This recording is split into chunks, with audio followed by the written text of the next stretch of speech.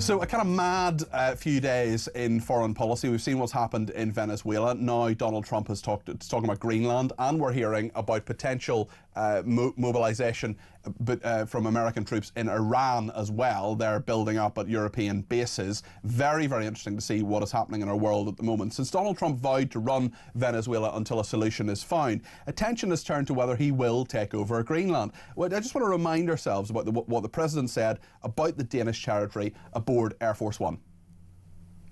We need Greenland from a national security situation. It's so strategic. Right now, Greenland is covered with Russian and Chinese ships all over the place. We need Greenland from the standpoint of national security. And Denmark is not going to be able to do it, I can tell you. The European Union needs us to have it, and they know that. I think there's some confusion.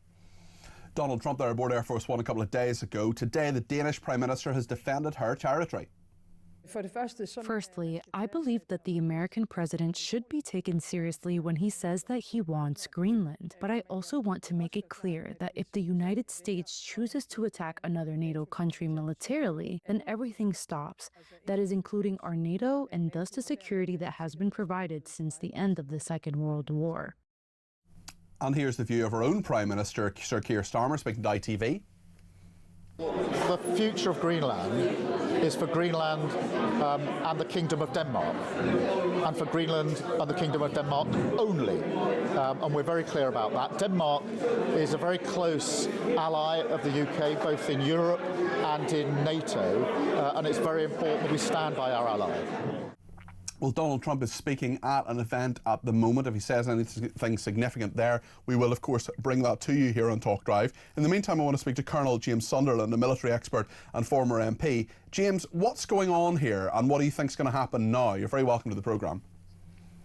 Yeah, good afternoon, Peter. Good afternoon, viewers. The world's gone mad, Peter. It's interesting, isn't it, that when Trump made those comments on Air Force One, for me, what was really striking was the look of complete shock and horror on the face of Western leaders. And I don't often agree with Keir Starmer, but he's absolutely right that this is a matter for the people of Greenland and Denmark only. The US has no territorial right at all to Greenland, and I think that the Western world and NATO should be equally horrified. It's a little bit weird, isn't it, that we've gone in the last few days, although Donald Trump said that Venezuela was on his list, that he says he's in control of Venezuela. Marco Rubio and others have talked, the Secretary of State have talked about Colombia, have talked about Cuba. We're talking about Greenland now. This is a president who wasn't an expansionist, wasn't someone who said that he was someone who was a warmonger by any stretch of the imagination. He hasn't actually declared war on any of those places, but he says it's part of America first. We're going to talk to Jim Jatras in a second, a former US diplomat. But do you see this as part of a strategy, or is there a strategy here?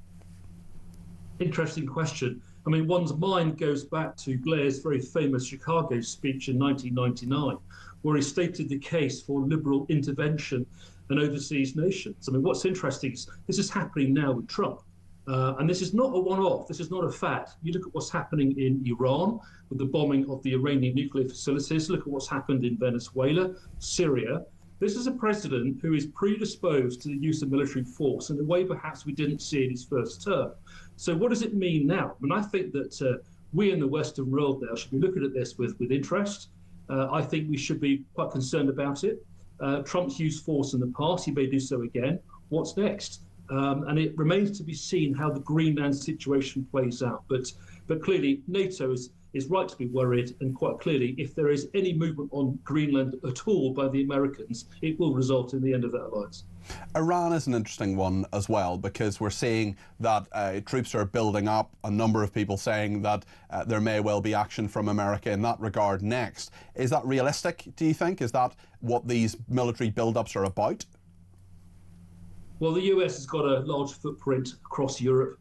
The US is a global power.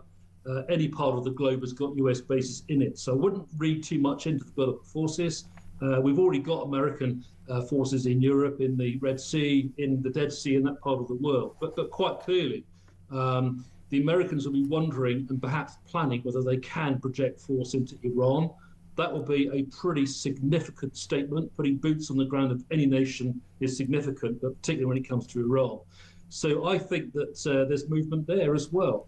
Going back to, if I may, the Greenland situation, of course, any military attack on a NATO nation, and let's be clear, Greenland is a NATO nation under the auspices of the Danish government. Think about Article 5. An attack on one is an attack on all. Yeah, what does that do to NATO? What does it do if one NATO nation essentially attacks another? What actually happens? Or all bets off at that stage? Peter, we've never been there in history. There's no precedent for it at all. If you look at what happened in 1982 when Argentinian forces invaded British sovereign territory, we defended that territory. You could argue that the Russians invading Ukraine is another sovereign nation invading a neighbour, a sovereign nation in the case of Ukraine. I mean, what's the difference, therefore, between potentially the US invading or launching military action against Greenland or any attempt? And if they're NATO nations, this makes the whole dynamic is changed here. Of course, Article 5, I think it was you taught me this, and I'm just parroting back the point you taught me, James, to you. Article 5 has only ever been triggered once after 9/11.